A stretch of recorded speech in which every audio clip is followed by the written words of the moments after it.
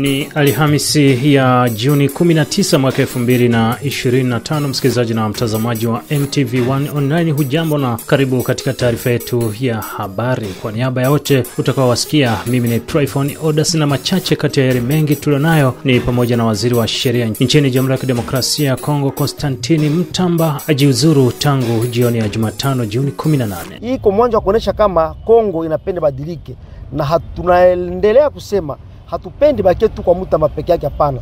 Iende kwa watu wote wenye wanakuwa na mabaya kama hayo waweze kupata nao hiyo hali Mutamba anapata leo. Namni hayo tu kati ya yale mengi tulionayo kwa siku ya leo.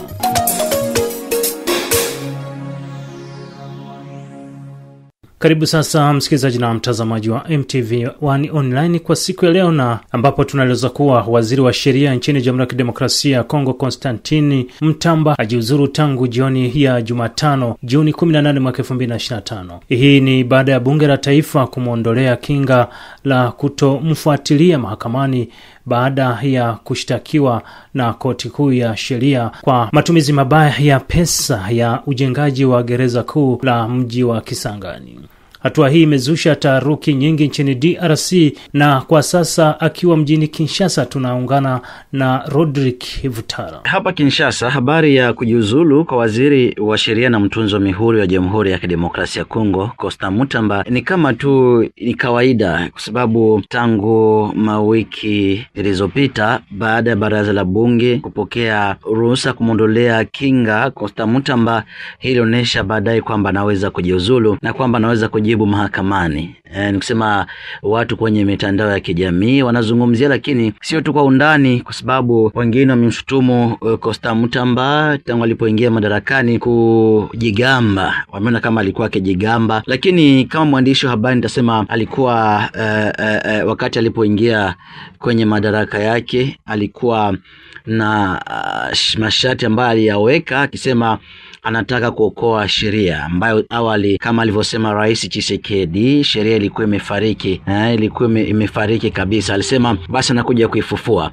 Kitu cha pili, wengine wanasema alipambana na viongozi wa makanisa, akipiga marufuku kanisa ambazo zimejengwa ama dhehebu ambayo yamejengwa mita 500 hapa na pale kama pa Kinshasa, ambapo kunapatikana madhehebu nyingi sana. Kingine ni kwamba alisema kama nilivyosema awali kufufua sheria, alisema atakwenda vitani na majaji ambao huenda wanahongwa, huenda wanakulwa rushwa, na akasema kwamba lazima kama mtu ana mashaka yote lazima apitie kwenye benki alipe kulingana na adhabu iliyowekwa juu yake. Sasa hii ni mojawapo ya shida ambazo alikutana nazo Constant Mutamba. Vita ambavyo alikuwa navyo na kuwataja kwamba majaji wengine moja wameshanunua manyumba makazi Ulaya. Basi hii haiwezi kumwachilia ikiwa alishitumu majaji, na hiyo hapa mjini nazungumziwa tu kijujuu, lakini watu hawajui watazamia swala gani. Hali ni paka hiyo, watu wanasubiri tu kile ambacho kinaweza kwenda, ama kama watakwenda kwenye meza ya mazungumzo baina wa Kongomani ili waweze kupata suluhu kwa mgogoro na matatizo ambayo yanaendelea nchini Jamhuri ya Kidemokrasia ya Kongo. Achille Kapinga ni wakili katika mahakama ya Gombe Kinshasa. Code penal ayo haiangalie rais, haiangalie minister, haiangalie mbunge, hapana. Ni sheria inayotumikizwa kwa Wakongomani, Wakongomani wote. Ukiwa Mkongomani, sharti sheria iweze ikaweza kukua aplike kwako, na ndio kwa maana mbele usambishwe, mbele uende mahakama, yafaa wanaondoa hii nguo kama ni ya kiraisi, ya kiminister, ya kibunge, unaondoa hiyo nguo ili uweze kuwa raia kama raia kawaida. Na ndio kwa maana sheria ya Kongo iliomwomba Mzee Mutamba aweze kwanza wakamtoe ile nguo yake kupitia wabunge, kisha sasa inamfaa sasa anademissione, anaacha kazi yake ya kiminister, kwani hawezi kwa kuwa mwenye kukua kwa mahakama na ungana afanya kazi ya kiminister, haitaleta sura mzuri kwa kazi ya kiminister. Ndio kwa maana wabunge walimuomba yeye aweze kademissione, na hivi amedemissione. Tunasubiri sasa bwana Procureur General ataangalia namna gani kumaliza kumsambisha. hapa anaweza akamutia gereza, sote anatia wa polisi wanamchunga kwake nyumbani akisubiri, kwani kesi yake tena kwenye wa mahakama, kwenye wa judge waangalie kama watamkatia miaka ngapi kufuatana mabaya aliyofanya. Hii ndio tunangoya kusema kwa siku za leo. Mtu ambaye amekuwa mkongomani kama mkongomani wote wa kawaida, hana tena kazi yake ya kiminister, yanasubiri sasa mahakama itasema nini. Hivi tunangoja kitu tunaita process akasambishwe na wakubwa ili tujue wanamkatia miaka ngapi. Unajua hii kwa mwanzo kuonesha kama Kongo inapenda badilike, na tunaendelea kusema hatupendi baki tu kwa mtu mapeke yake, hapana. Iende kwa watu wote wenye wanakuwa na mabaya kama hayo waweze kupata nao hiyo hali mtu anapata leo. Rwanda na Jamhuri ya Kidemokrasia ya Kongo zimejipanga kuweka makubaliano ya amani tarehe 27 mwaka 2025. Timu za kiufundi kutoka Jamhuri ya Kidemokrasia ya Kongo na Jamhuri ya Rwanda zimeanza maandalizi ya mswada wa mkataba wa amani mnamo Jumatano ya Juni 18 mwaka 2025 huko jijini Washington DC. Maandishi hayo yalitiwa saini mbele ya katibu chini ya masuala ya kisiasa wa Marekani Aaron Hooker kwa ajili ya maandalizi ya kutia saini makubaliano ya amani ya mnamo Juni 27 mwaka 2025. Hayo yametangazwa katika taarifa kwa vyombo vya habari kutoka Wizara ya Mambo ya Nje ya Marekani. Kuhusiana na makubaliano hayo tumezungumza na Hubert Msomeko ambaye ni mchambuzi wa maziwa makuu. Ninawaza kama hiyo makubaliano inakuwa ya maana sana kwa nchi ya Kongo na Rwanda. Hizo najua hizo nchi mbili zinakuwa kwenye migogoro kuhusu hiyo tatizo la M23. Kusema kwamba ukiangalia huko mwanzoni hizo process ya Rwanda na Nairobi, hiyo process ya Marekani inakuwa ikileta matukio mbio kwa sababu Trump administration inakuwa ikitia Rwanda na Kongo kwenye mazungumzo. Lakini minakuwa na oga ni kusema hiyo makubaliano ndizo zinafanyika huko Marekani, lakini tangu mwanzoni Rwanda ilikuwa ikisema kama haina vikosi vyao kwenye nchi ya Kongo. Ni kusema kwamba hiyo makubaliano yani kati ya Kongo na Rwanda inakuwa ya mzuri sana na ya muhimu sana kama Kongo na Rwanda wote watatumikisha hiyo tunaita kwenye lugha ya Kimombo bonne foi, wanatumikisha hiyo bonne foi kusema magogoro hishi. Lakini oga inakuwa ndio ni kusema kwamba M23 inapaswa endelesha vita kwenye Kongo, kwani Rwanda yake itika kama inakuwa na vikosi vyao kwenye nchi ya Kongo, na hiyo inakuwa riski kubwa sana. Kwa hiyo makubaliano itafanyika mjini Marekani. Ninawaza kama hiyo italeta suluhisho ya kudumu kama hiyo makubaliano mengine inakuwa huko mjini Doha. Government ya Kongo na M23 nao wanapatana wanasaini nyingine mkataba. Yani tukisema wa Kongo na Rwanda isaini mkataba huko Marekani, lakini Doha Kongo na M23 isifanye nyingine mkataba, yani itakuwa haitaleta suluhisho kwa sababu M23 itaendelea na Rwanda itasema haiko Rwanda ndio iko nyuma ya M23 ndizi inakuwa tangu mwanzo. Namna idadi ya watoto wa mitaani imeendelea kuongezeka siku baada ya siku katika mji mdogo wa Kasindi mpaka na Uganda. Baadhi ya watoto hao chini ya miaka 18, wengi wakiwa wakimbizi kutoka Rushuru, Masasi, Walikale na Rubero, wamejihusisha kwa sasa na ukahaba katika bamba mbalimbali. Ofisi ya jinsia, jamii na watoto imesajili zaidi ya nyumba 1500 ya wakimbizi wa ndani. Kule serikalini, Hussein ni kiongozi wa ofisi hiyo. Menaje zinakuwa nyingi sana kabisa ndani ya mgine wetu wa Kasindi Lubiriha, na tunakuwa na menaje 5489 menaje. Maisha inakuwa ngufu. Atuka tunaomba tamu msaada toka inji mbalimbali hata inji yetu, ministere ya affaires sociales, ministere ya sante, ministere kila ministere ione kama inafaa namna gani. Maisha inakuwa ngufu atuka, kwa kusema kweli maisha inakuwa ngufu kwa wao. Tunakuwa kabisa na effective nyingi sana.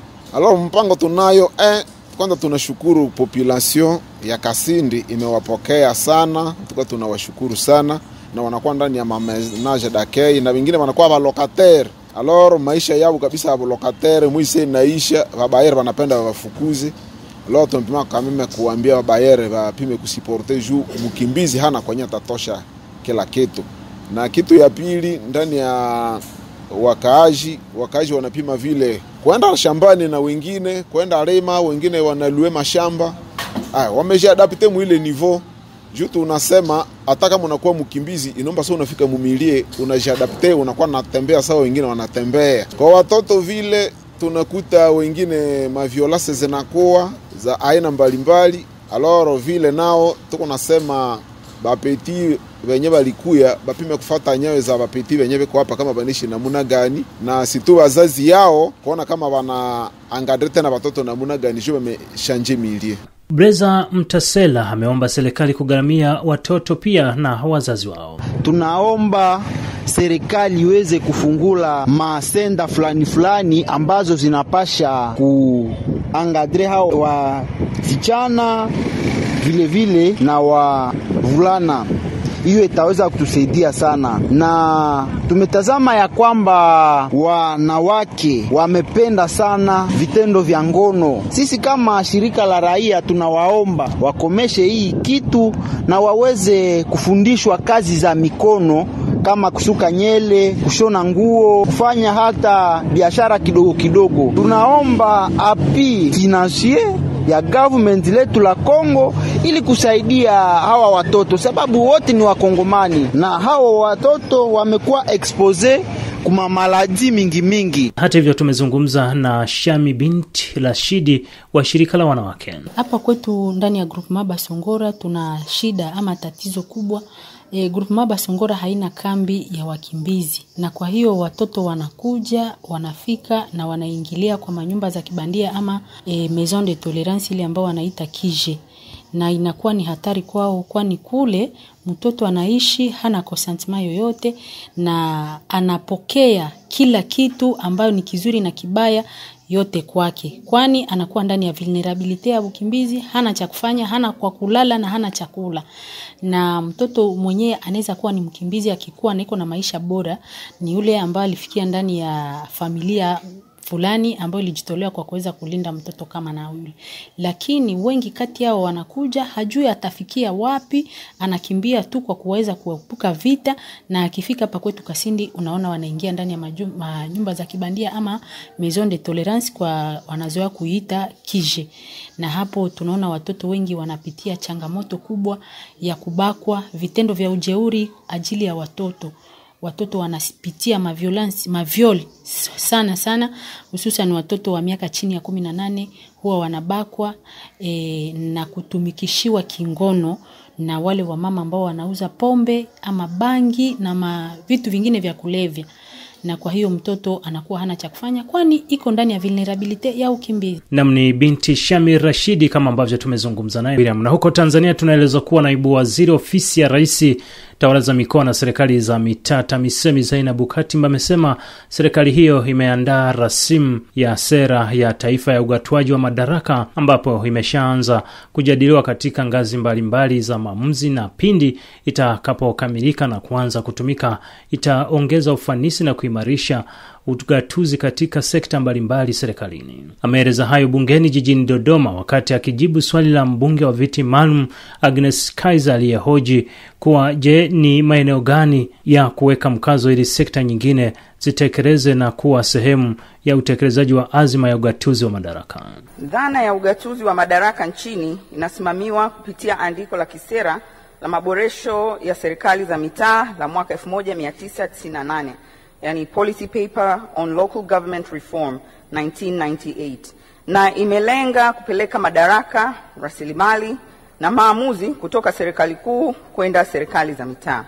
Mheshimiwa Naibu Spika, faida mbalimbali zimepatikana kwa kutekeleza sera hii, ikiwa ni pamoja na kuimarika kwa ushiriki wa wananchi katika kupanga, kusimamia na kutathmini maendeleo ya maeneo na kuimarisha utoaji wa huduma za kijamii kwa umma, mathalan elimu na afya katika mamlaka za serikali za mitaa. Baada ya majibu hayo ya serikali, mbunge wa viti maalum Esther Matiko amesema kumekuwepo na taratibu kutoka serikali kuu kutaka kunyofua idara mbalimbali ambazo kimsingi ziliwekwa kwa dhana ya ugatuzi wa madaraka. Kwa mfano kumekuwepo na matamanio ya kuondoa maafisa kilimo na maafisa ardhi kutoka kwenye serikali za mitaa. Na kiuhalisia hizi ziliwekwa ili kuweza kuimarisha utoaji wa huduma kwa wananchi. Sasa nikataka kujua ni nini kauli ya serikali kuhakikisha kwamba wizara zote zenye matamanio ya kuondoa zile idara zisiondoe ili kuweza kuimarisha dhana nzima ya ugatuaji wa madaraka. Ni kweli kabisa, misingi ya ugatuzi wa madaraka kutoka serikali kuu kwenda kwenye mamlaka za serikali za mitaa umewekwa na kwa mujibu wa Katiba ya Jamhuri ya Muungano wa Tanzania ibara ya 145 na ibara ya 146.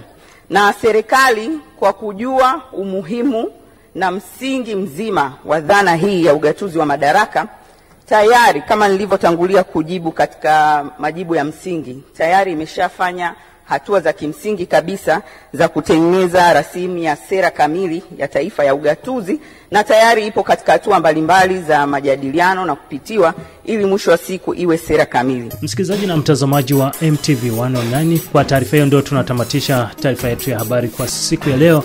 Kwa niaba ya wote uliowasikia, mimi ni Tryphon Odas, asante na nikutakia wakati mwema.